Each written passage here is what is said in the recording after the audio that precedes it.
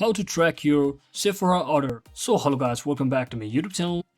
In this video, I'll be discussing about how to track your Sephora order. So if you're also using Sephora for your cosmetic products or any other products, and you have ordered something, and to track your Sephora order, you can either use the order tracking feature on Sephora's website, which I'm currently using, or just the tracking number provided in your shipping confirmation email. So if you are using website just like me, just locate the track order link.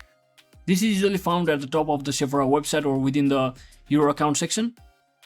And you can just sign into your account if you haven't already, and just select your order history option after clicking on me button at the bottom of your navigation bar, and simply select the relevant or specific order you want to track, and the tracking number will be displayed usually near the shipping details.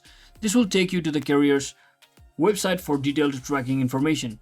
So if you have been using email, so email is sent once your order is shipped, so you can just check out. Your email will contain a tracking number usually near the bottom, and this link will take you to the courier's website for detailed tracking information as well. So that is it for today guys. I hope this video was informational. If it was, don't forget to like and subscribe. See you on the next one.